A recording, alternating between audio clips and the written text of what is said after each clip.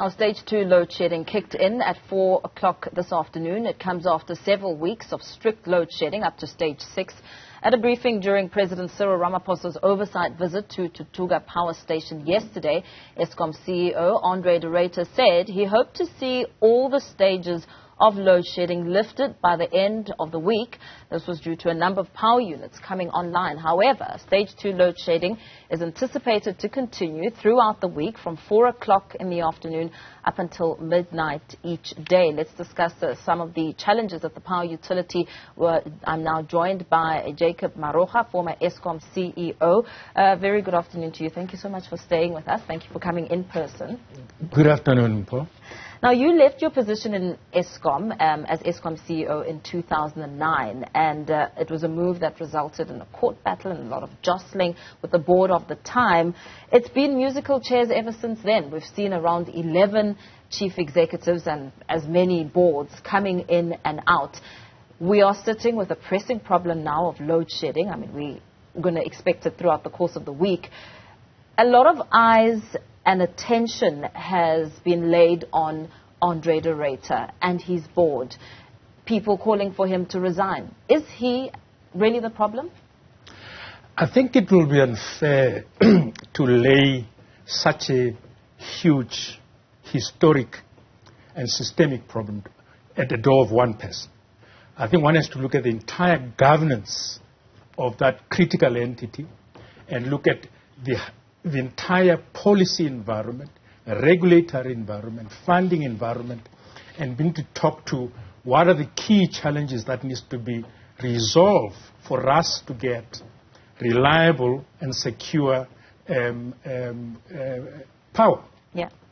We're in the middle of this energy crisis. Eskom is short of megawatts. We're hearing the same excuses, perhaps the same excuses of 2008, aging infrastructure and wet coal.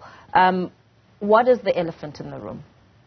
Well, look, the history has got many phases. In 2009, what we had as a problem was lack of generating capacity. The reserve margin of the power system was very thin. So when it's very thin, that is, the gap between what you have to generate and the supply is very thin. So any problem in any power station can lead to load shedding. That was the problem. But the current problem, as been articulated by the leadership of Eskom, is that we've got a problem of reliability of the current fleet. There's currently about 15,000 megawatts on a continuous basis that are broken down, not able to support the grid. And that is the main reason that we have load shedding currently.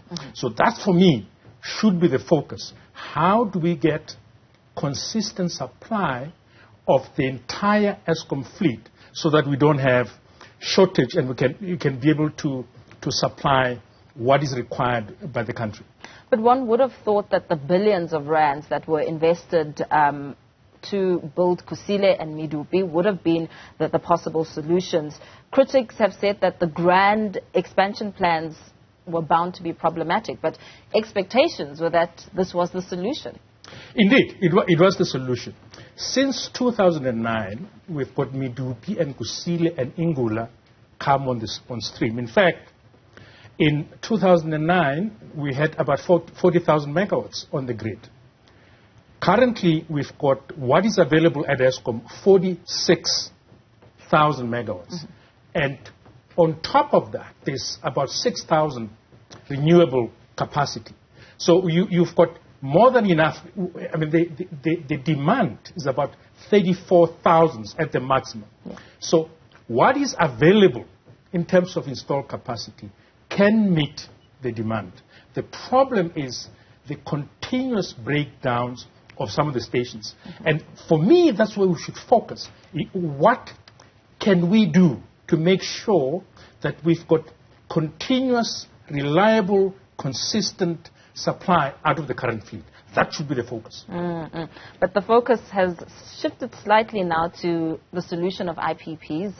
We're hearing that, after the mounting pressure for the energy minister to make it all happen, that the process is reaching, some sort of beginning there.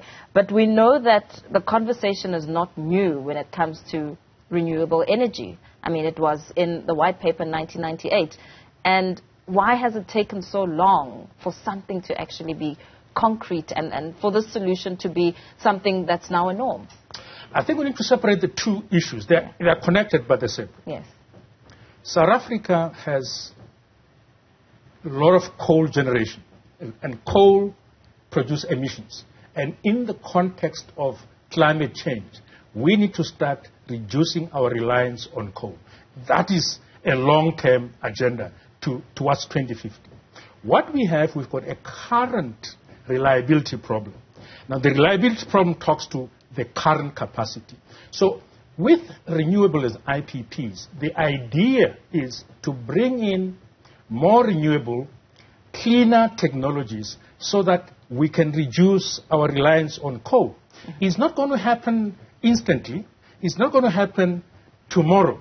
And people are confusing that if we bring renewables quicker, we'll solve load shedding. We won't. And the technologies are different.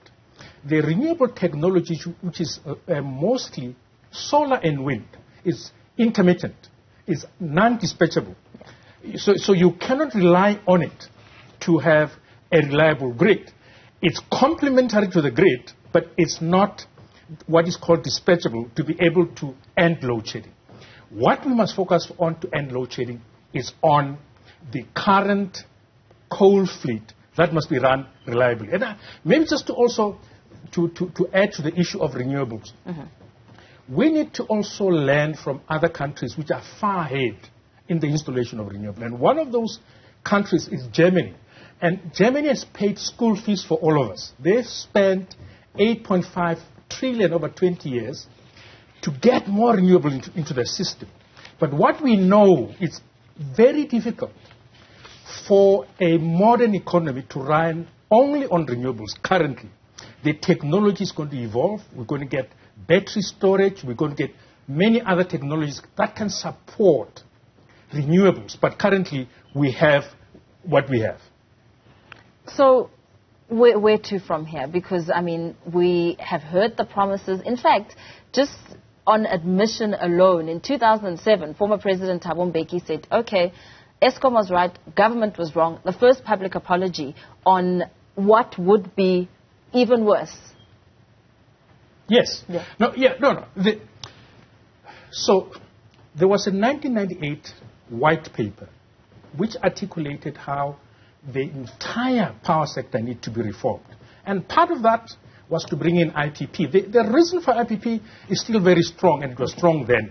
And the reasons there are many reasons, but there are very critical reasons. One of the reasons is that in bringing IPPs will bring new capital into the power sector, new skill set into the power sector. The government or Eskom doesn't have to put the capital, and that was a good reason. But it didn't happen according to plan for many other reasons, but the biggest one is that our price of electricity is too cheap. If it's too cheap, it's not good for the investor, it's good for the customer. And hence, Eskom has to be brought in to close the gap. So those are the part of the delays of bringing in the IPPs. But currently, there's a stream of IPPs coming in, but it's mostly renewable, which are not going to solve the current problem. So, South Africans are frustrated at the moment. We want instant solutions, and the load shedding is only getting worse. I mean, we're hearing of stage 2, which is, I suppose, we should be grateful, a lot better than stage 6. But the impact is quite severe, especially if you look at businesses can't operate generators and so forth. And the state of the economy as well is also being hindered because we keep hearing the president saying Eskom cannot be allowed to fail. But then we say, Mr. President, give us the solutions. I mean, he was locked in a meeting with management yesterday up until very late in the evening. What does government need to do right now to mediate this? I mean, you've spoken about the grand plan on how we need more megawatts, and that needs to be operational. And, of course, looking after the fleet, ensuring that it is looked after very well. But, the instant solutions, the short-term solutions what are those short-term solutions as opposed to the long-term solutions that are needed, yes, for the future, but at the moment, this is a pressing problem? The most credible immediate solution is to make sure that the current fleet is run efficiently, it's run consistently. That's, for me, where we need to focus. Because we've got 15,000 megawatts that are currently non-operational. Stage 6 is 6,000 megawatts that we're short of. So if we can bring this 15,000 megawatts that is constantly not operational, we will end stage 6. I'm not saying it's easy, but I'm saying that's where the focus is. Because if firstly, let me just also talk about renewable. Solar and wind alone cannot stop load shedding. Even if you bring 30,000 now, because it's not baseload dispatchable power. There's an organization within Eskom called the system operator. They are the ones that are charged with the role of matching supply and demand. So for every demand, they need to anticipate what supply they're going to have.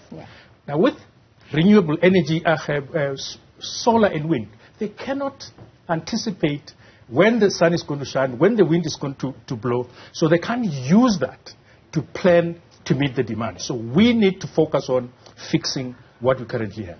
But what about the other elements? I mean, challenges like sabotage. I mean, we once heard current CEO speaking of how there's high security, there are cameras watching, yet there are issues of sabotage. Look, I cannot talk to that. I don't know. I think, but they've talked about the issues of sabotage. It will be about security. It will be about, bringing the entirety of the stakeholders within Eskom, because you cannot have people like your employees begin to sabotage you. There must be something fundamentally wrong, and that must be dealt with in terms of labor relations, and of course, the issue of security in power stations. If it's an issue, it must be, strengthened. But in the broader scheme of things, the focus has to be, let's get what we have more efficiently operating. Then in the short to medium term, we can deal with load shedding. Then the issues of renewable and IPPs are going to be longer term issues, because that is going to take time to bring on the grid. Absolutely. Thank you so much for your time. Let's leave it there for now. Of course, learning there about some of the solutions. Former Eskom CEO Jacob Maroga speaking to us there about the long and the short-term plans. Load shedding, of course, something that is not going to go away immediately.